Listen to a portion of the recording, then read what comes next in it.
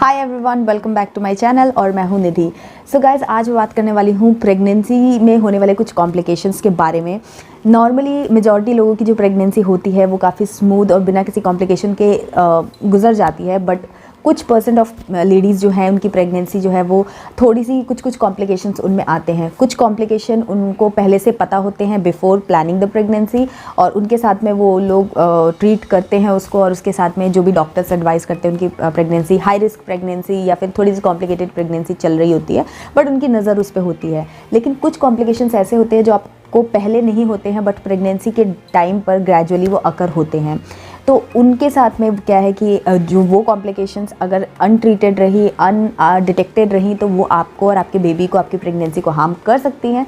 लेकिन अगर आपने उनको टाइम से ट्रीट कर लिया, डिटेक्ट कर लिया, थोड़ी सी केयर की अपनी, तो वो आपकी प्रेगनेंसी और आपके बेबी और आपको दोनों को सबको हेल्दी रखेंगी, कोई भी प्रॉब्लम नहीं कर पाएंगी। तो ऐसे 4 कॉम्प्लिकेशंस के बारे में मैं बात करूँगी और आपको बताऊँगी कि क्या क्या सिम्टम्स हो सकते हैं और किस तरीके से आपको उसको थोड़ा बहुत आप डील कर सकते हैं। तो चलिए बिना किसी देरी के लेट्स गेट स्टार्टेड।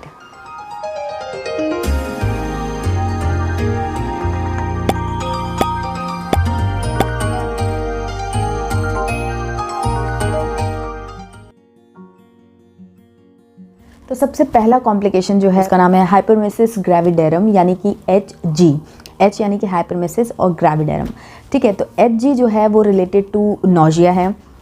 अगर मैं नॉर्मल प्रेगनेंसी की बात करूँ तो इनिशियल फर्स्ट ट्राइमेस्टर के अंदर हर किसी को नोजिया, वॉमिटिंग, मॉर्निंग सिकनेस, ये सारी चीज़ें होती ही हैं मोस्टली केसेस में। कुछ लोगों को नहीं भी होती, बट मोस्टली केसेस में ये सबको होती है। सबकी इंटेंसिटी अलग होती है। किसी को दिन में सिर्फ 3 से 4 बार वॉमिटिंग होती है या नोजिया होता है, किसी को 8-10 बार होता है, किसी को सिर्फ 1-2 बार ही होता है। तो सबकी इंटेंसिटी अलग अलग है। बट अगर आपको HG है तो आपको जो बहुत ही ज़्यादा इंटेंस नोजिया या मॉर्निंग सिकनेस होगा। मतलब आपने देखा होगा कि कई लोग होते हैं जिनको कि कुछ खाते ही तुरंत वॉमिट हो जाता है पूरी, और वो थ्रू आउट प्रेगनेंसी उनका चलता रहता है। इतना इंटेंस उनका नोजिया या मॉर्निंग सिकनेस चलता है कि उनको वेट भी बहुत ज़्यादा एक्सट्रीमली लूज़ कर लेते हैं।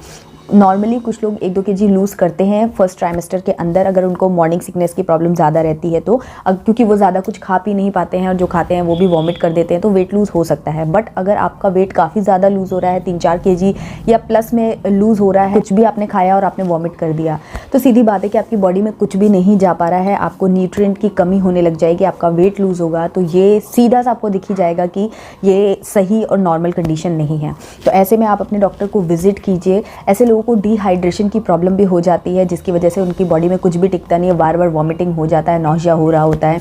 तो ये आपके लिए बिल्कुल भी सेफ़ नहीं है। आपकी प्रेगनेंसी की जो ग्रोथ है वो प्रॉपर नहीं होगी, बच्चे को प्रॉपर न्यूट्रिएंट नहीं मिलेगा, तो उसकी ग्रोथ में भी प्रॉब्लम हो सकती है, आपकी अपनी हेल्थ में प्रॉब्लम हो सकती है।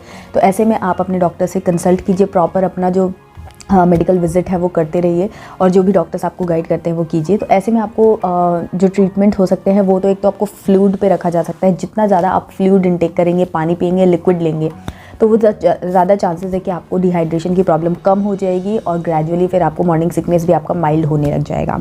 नेक्स्ट चीज़ कि आपको मेडिकेशन दिए जाएंगे। बहुत ज़्यादा अगर वॉमिटिंग होती है, जैसे मैं अपनी केस की बोलूँ तो मुझे बहुत ज़्यादा तो इंटेंस नहीं था, लेकिन फिर भी बहुत ज़्यादा हो पाता, मैं बहुत ज़्यादा स्मूथली चीज़ें नहीं खा पाती थी इन माई फर्स्ट ट्राइमेस्टर। तो डॉक्टर ने मुझे मेडिसिन भी दी थी, वो भी बहुत ज़्यादा फ़र्क नहीं करती थी, होता ही था। लेकिन मेरे 3 मंथ्स कंप्लीट होने के बाद से मेरा जो मॉर्निंग सिकनेस है वो ग्रेजुअली 4th मंथ तक पूरा वो जो है वो फिनिश हो चुका था। मैं अच्छे से खा पी पा रही थी, सब कुछ कर पा रही थी। और 3 महीने जो मेरा मॉर्निंग सिकनेस भी गया था वो भी बहुत ज़्यादा, ऐसा नहीं था कि मैं बिल्कुल ही नहीं खा पा रही हूँ, मेरा वेट लूज़ हो रहा है, ऐसा वेट तो मेरा लूज़ नहीं हुआ था। बहुत ज़्यादा वॉमिटिंग हो रही थी, बट इतना नहीं था कि मेरी बॉडी पर कुछ फ़र्क पड़े। तो अगर आपकी बॉडी पर कुछ फ़र्क पड़ रहा है तो ज़रूर आपको मेडिकल गाइडेंस लेना चाहिए। और बहुत ज़्यादा स्थिति अगर ख़राब रहती है, आपके अंदर बहुत ज़्यादा वीकनेस आ जाती है, तो आपको हॉस्पिटलाइज भी कर सकते हैं, आपको इंट्रावीनस भी दे सकते हैं, जिसके थ्रू आपको न्यूट्रिएंट और जो भी डिहाइड्रेशन आपकी बॉडी में है उसको टैकल करने के लिए इस तरीके की ट्रीटमेंट्स भी दिए जा सकते हैं। तो उसमें वरी होने की कोई ज़रूरत नहीं है, टेंशन लेने की ज़रूरत नहीं है। ये अगर आप कि बॉडी को इस तरीके की कुछ प्रॉब्लम, कोई कॉम्प्लिकेशन हो रही है तो उसका यही सॉल्यूशन है। तो इसलिए टेंशन तो बिल्कुल ही अपने आप से दूर रखिए। क्यों? क्योंकि वो मैं अभी आपको नेक्स्ट कॉम्प्लिकेशन में बताऊंगी कि टेंशन तो बहुत ज़्यादा कॉम्प्लिकेटेड कर सकता है आपकी प्रेगनेंसी को। सो एनीवेज, HG की मैंने आपको बात बता दी कि HG एक इस तरीके का कॉम्प्लिकेशन है जो कि रिलेटेड टू मॉर्निंग सिकनेस से है। इग्नोर नहीं करना है, डॉक्टर से कंसल्ट करना है, उनको सारी बात बतानी है ताकि वो प्रॉपर्ली इस चीज़ को ट्रीट कर दे। अगर वो प्रॉपर्ली ट्रीट कर देंगे तो आपकी प्रेगनेंसी में मतलब आपके बेबी और आपकी हेल्थ पे कुछ ज़्यादा फ़र्क नहीं पड़ेगा। सो नेक्स्ट कॉम्प्लिकेशन की मैं बात करूँ तो उसका नाम है प्री एक्लैम्सिया। आपने सुना ही होगा। ये it is related to high blood pressure. So जिन लोगों को इनिशियली बिफोर प्रेगनेंसी भी अगर हाई ब्लड प्रेशर की प्रॉब्लम है और अगर वो लोग डॉक्टर के गाइडेंस में अपनी प्रेगनेंसी प्लान कर रहे हैं तो डॉक्टर पहले कोशिश करते हैं कि उनका बीपी जो है वो नॉर्मल उसको कर लिया जाए, देन फिर प्रेगनेंसी प्लान किया जाए। बट जिन लोगों को प्रॉब्लम नहीं होती है और प्रेगनेंसी के टाइम पर ये प्रॉब्लम होने लगती है हाई ब्लड प्रेशर की, तो वो बहुत ही actually high blood pressure already सभी लोग को पता है कि बहुत ज़्यादा डेंजरस हो सकता है समटाइम्स। तो ये बहुत ज़्यादा हाई ब्लड प्रेशर की मैं बात कर रही हूँ। और वो जो होता है आपको सिम्टम्स हो सकते हैं कि आपको हेडेक हो, बहुत ज़्यादा इंटेंस हेडेक अगर होने लगता है, या फिर आपको विजन में ब्लर सा दिखने लग जाता है, या फिर आपकी बॉडी में कहीं बहुत ज़्यादा पेन होने लग जाता है। तो ये आप इसके लिए तुरंत डॉक्टर को विजिट कीजिए, इग्नोर बिल्कुल भी मत कीजिए और अपने मन से तो कोई मेडिकेशन बिल्कुल भी मत लीजिएगा। क्योंकि क्या होता है कि जो सिम्टम्स एक्चुअली में आपकी बॉडी शो कर रही है वो सब प्रेस हो जाता है और एक्चुअल प्रॉब्लम जो है वो डिटेक्ट नहीं हो पाती है। तो इसीलिए इसी तरीके की कोई भी इंटेंस प्रॉब्लम होती है तो तुरंत डॉक्टर को विजिट कीजिए ताकि वो जो भी प्रॉब्लम्स है उसको डायग्नोस कर सके। नॉर्मल कंडीशंस में अगर आपकी कोई केस हिस्ट्री नहीं है तो 20 वीक के आसपास आपका मेरी प्रेगनेंसी में अगर मैं बोलूँ तो मुझे जहाँ तक याद है कि हमेशा ही मेरी हर विजिट पे ब्लड प्रेशर मेजर किया जाता था, वेट मेजर किया जाता था और उसका पूरा एक रिकॉर्ड मेंटेन किया जाता था। तो जब भी आप मंथ में या फिर 15 डेज़ में जो भी आपकी डॉक्टर विजिट्स है उसमें आपका जो बीपी का मेजरमेंट है वो किया जाता है और वहीं पर आपको पता चलता है कि आपको हाई बीपी की प्रॉब्लम है या नहीं है। तो उस पर डॉक्टर आपको हेल्प करते हैं कि किस तरीके से आप डील कर सकते हैं, मेडिकेशंस वगैरह कुछ देते हैं। बट मैं आपको बोलूँगी कि अगर आपको इस तरीके की कोई प्रॉब्लम है या नहीं भी है, बोथ द केसेस आपको कोशिश ये करनी है कि आपको स्ट्रेस बिल्कुल नहीं लेना है, क्योंकि स्ट्रेस एक ऐसी चीज़ है जो आपके बीपी को बहुत ज़्यादा बढ़ा सकता है। तो आप कोशिश कीजिए कि स्ट्रेस बिल्कुल मत लीजिए, ओवर वर्क मत कीजिए। अगर आपको इस तरीके की कोई प्रॉब्लम है तो फिजिकल एक्टिविटी ऐसी जिससे कि आपका ब्लड प्रेशर हाई हो सकता है वो आप अवॉइड कीजिए, रिलैक्स कीजिए ज़्यादा से ज़्यादा। और खाने पीने में भी आप ध्यान रखिए कि बहुत ज़्यादा ऑयली या सॉल्टी वाला फूड जो है वो आप अवॉइड कीजिए। उसके अलावा जो डॉक्टर आपको मेडिकेशन दे रहे हैं या जो भी और कुछ प्रिकॉशंस आपको बता रहे हैं, थोड़ी बहुत एक्सरसाइज भी आप करते रहिए ऐसी जिससे कि बहुत ज़्यादा फिजिकल स्ट्रेन आपकी बॉडी पे ना आए। उस तरीके से आप वॉक वगैरह कर सकते हैं। बाकी आप अपने डॉक्टर की गाइडेंस में जो आपको प्रिकॉशंस दिए जाते हैं अगर आप उनको सीरियसली फॉलो करेंगे तो आप इस प्रॉब्लम से बहुत ही ईजिली डील कर सकते हैं। लेकिन अगर आपने इस पर ध्यान नहीं दिया और एकदम से बहुत हाई शूट कर गया तो ये काफ़ी डेंजरस हो सकता है आपके बेबी के लिए, आपके लिए भी। और ये बेबी का ओवरवेट होना और ये सारी जो चीज़ें होती है बेबी की उस पर भी अफेक्ट कर सकता है अगर ये ढंग से ट्रीट नहीं किया जाए। तो इसीलिए be attentive to your body और जो भी सिम्टम्स आते हैं तुरंत अपने डॉक्टर को कंसल्ट कीजिए। सो नेक्स्ट कॉम्प्लिकेशन जो है वो है प्लेसेंटा प्रीविया। प्लेसेंटा के ऊपर मैंने एक डेडिकेटेड वीडियो बनाया है जिसमें टाइप्स ऑफ प्लेसेंटा और किस प्लेसेंटा से क्या चेंजेस आते हैं आपकी बॉडी में वो सब कुछ मैंने डिटेल में शेयर किया है। तो वो वीडियो भी आप ज़रूर चेक कीजिएगा। सारे वीडियोस के लिंक डिस्क्रिप्शन बॉक्स में यहाँ आई बटन में मैं दे दूँगी। ये तो प्लेसेंटा बेसिकली पहले जानते हैं। प्लेसेंटा जो होता है वो आपके बेबी को ऑक्सीजन, न्यूट्रिएंट जो भी इसको रिक्वायर्ड है वो सब कुछ प्रोवाइड करने में हेल्प करता है। तो पाइप होता है बेसिकली जिसे माँ से न्यूट्रिएंट ट्रांसफ़र होते हैं बेबी को। सो ये जो प्लेसेंटा है वो कनेक्ट होता है, अटैच होता है यूट्रस के अपर पार्ट पे in normal conditions. But in complicated condition यानी कि प्लेसेंटा प्रीविया की जब कंडीशन होती है तो सर्विक्स यानी कि यूट्रस से जो ओपनिंग होती है वजाइना की तरफ, वहाँ उस एरिया को बोलते हैं सर्विक्स। तो उसको जब ये पार्शियली या फिर पूरी तरीके से कवर कर लेता है तब ये कंडीशन अराइज होती है प्लेसेंटा प्रीविया की और इस वजह से ब्लीडिंग होने के चांसेस हो जाते हैं। तो अगर आपको वजाइनल ब्लीडिंग हो रही है, स्पॉटिंग हो रही है, कुछ भी हो रहा है आपको स्पेशली इन सेकेंड ट्राइमेस्टर में, तो आप डॉक्टर को ज़रूर विजिट कीजिए।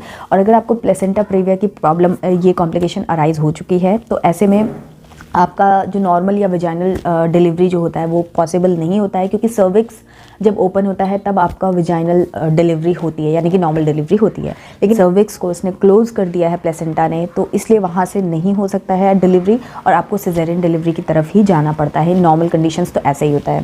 प्लेसेंटा प्रीविया अगर आपको हो गया है तो अगर कई लोगों को कुछ सिम्टम्स नहीं होते हैं, स्टिल ये प्रॉब्लम होती है, तो वो डायग्नोज होती है आपका जब अल्ट्रासाउंड वगैरह होता है तब उसमें डिटेक्ट हो जाता है। बट अगर डिटेक्ट होने से पहले आपको सिम्टम्स आते हैं कि आपको ब्लीडिंग हो रही है, वजाइनल ब्लीडिंग हो रही है फर्स्ट ट्राइमेस्टर, कभी भी अगर आपको हो रही है ना, तो आप ध्यान रखिए, नोटिस कीजिए और डॉक्टर से ज़रूर कंसल्ट कीजिए। चाहे आप भले ही आपको स्पॉटिंग हो रही हो, चाहे भले ही आपको 1 या 2 बार ही ऐसा हुआ हो, आपने डॉक्टर को जाकर ज़रूर कंसल्ट कीजिए और उनको ज़रूर बताइए, क्योंकि कौन सी चीज़ कब कॉम्प्लिकेटेड हो जाए और वो नॉर्मल से एबनॉर्मल हो जाए आपको नहीं पता है। इसलिए अगर चीज़ें टाइम पे डिटेक्ट होंगी तो उनका सॉल्यूशन आसानी से किया जा सकता है। तो अगर आपको ब्लीडिंग या स्पॉटिंग हो रही है तो डॉक्टर को ज़रूर कंसल्ट कीजिए। सो नेक्स्ट हमारा जो कॉम्प्लिकेशन है लास्ट है वो है डायबिटीज़ से रिलेटेड, यानी कि जेस्टेशनल डायबिटीज़। आपने कॉमनली बहुत सुना होगा इसके बारे में। सो जिन लोगों को इनिशियली बिफोर प्रेगनेंसी भी अगर डायबिटीज़ से या शुगर से रिलेटेड कुछ प्रॉब्लम है, या फिर बहुत ज़्यादा ओवरवेट है कोई लोग, तो उनका ये टेस्ट जो है वो डॉक्टर इनिशियल स्टेज पे ही कर लेते हैं, 3-4 मंथ्स में ही कर लेते हैं। लेकिन इन नॉर्मल कंडीशन ये जाता है 24 से 30 वीक्स के, यानी कि 6 to 7 मंथ में इसका टेस्ट किया जाता है। डॉक्टर स्क्रीनिंग करते हैं और उसमें ये डिटेक्ट होता है। तो हर किसी का एक टेस्ट होता है जिसमें जेस्टेशनल एज और जेस्टेशनल डायबिटीज़ वगैरह जो भी है वो चेक की जाती हैं। तो अगर आपकी शुगर हाई है, शुगर डायबिटीज़ का मतलब ये है कि आपकी बॉडी जो है वो शुगर को ब्रेक डाउन करना बंद कर देती है, तो वो कंडीशन होती है, वो डायबिटीज़ होती है। तो ये काफ़ी ज़्यादा हार्मफुल हो सकती है बेबी के लिए, क्योंकि बेबी जो है, बेबी की ग्रोथ जो है वो थोड़ी सी ज़्यादा हो जाती है, जिसकी वजह से आपको नॉर्मल डिलीवरी की चांसेस जो है वो कम हो जाते हैं। उसके अलावा आपको फिजिकल डिस्कम्फर्ट्स भी होते हैं डेफिनेटली, कोई भी प्रॉब्लम है तो अगर आपको पहले से ये प्रॉब्लम नहीं है और ये आपको सेकेंड ट्राइमेस्टर के बाद अराइज़ होती है, डिटेक्ट होती है, तो इसका ट्रीटमेंट बहुत ज़्यादा कुछ टफ नहीं है। कुछ मेडिसिन डॉक्टर देते हैं और उसके अलावा आपको अपने खाने पीने पे और स्पेशली वर्क मतलब एक्सरसाइज, यानी कि वॉक वगैरह सबसे बेस्ट एक्सरसाइज है जो कि आप बहुत ही कन्वीनियंटली कर सकते हैं और उससे आप इसको काफ़ी हद तक रिड्यूस कर सकते हैं। सो इसका बहुत ही अच्छा इलाज यही है कि आप अपने खाने पे अपनी डाइट को मेंटेन कीजिए, जिससे कि आपकी शुगर लेवल्स ना बढ़े, आपका डायबिटीज़ बढ़े नहीं, जो डॉक्टर्स आपको एडवाइस करेंगे। दूसरी चीज़ कि आप 30 मिनट्स की वॉक ज़रूर से, इन एनी केस मैं तो यही सजेस्ट करती हूँ कि अपनी थ्रू आउट योर प्रेगनेंसी आप अगर कोई ऐसी बेड रेस्ट की आपको सलाह नहीं दी गई है तो 30 मिनट्स वॉक आप डेली करिए, तो उससे आपको बहुत ज़्यादा हेल्थ बेनिफिट्स मिलते हैं। तो एनीवेज हम जेस्टेशनल डायबिटीज़ की बात करें तो उसमें डाइट और एक्सरसाइज ये बहुत ज़्यादा अच्छा आपको हेल्प देते हैं। और उसके अलावा कुछ मेडिकेशंस, आपका कितना लेवल है, कितना इंटेंस है आपका डायबिटीज़ जो है वो, उसके हिसाब से डॉक्टर आपको मेडिकेशंस देते हैं और वो ट्रीट कर देते हैं। तो बहुत ज़्यादा कुछ कॉम्प्लिकेटेड नहीं है, बट येस ये आपको अगर टाइमली पता चल जाता है तो आप इसको ईजिली डील कर सकते हैं। तो ये सारी चीज़ें हैं। मैं तो यही बोलूँगी कि अगर इनमें से कोई भी कॉम्प्लिकेशन होते हैं तो आपको घबराने की कोई ज़रूरत नहीं है, लेकिन आपको अलर्ट रहने की ज़रूरत है, क्योंकि अगर आप अलर्ट रहते हैं अपनी बॉडी पे और अपने सिम्टम्स, आपकी बॉडी हमेशा आपको कुछ ना कुछ सिम्टम्स ज़रूर देती है। तो अगर आपको कुछ भी इस तरीके के सिम्टम्स होते हैं तो तुरंत अपने डॉक्टर को विजिट कीजिए और उनकी सलाह पर जो भी वो लोग आपको गाइड करते हैं उसको एकदम अच्छे से फॉलो कीजिए। तो आप देखेंगे कि आपको कोई भी कॉम्प्लिकेशंस होती नहीं है।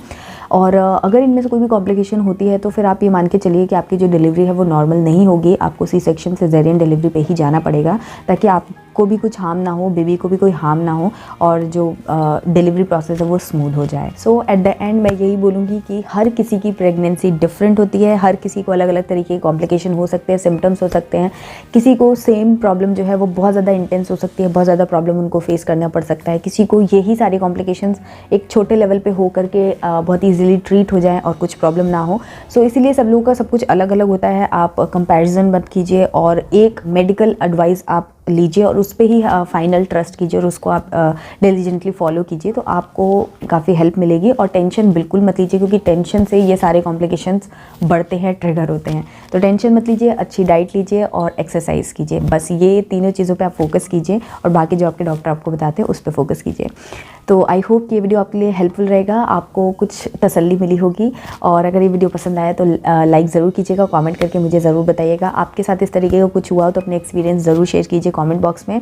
और मिलती हूँ आपसे एक नई वीडियो में, तब तक के लिए bye bye and take care.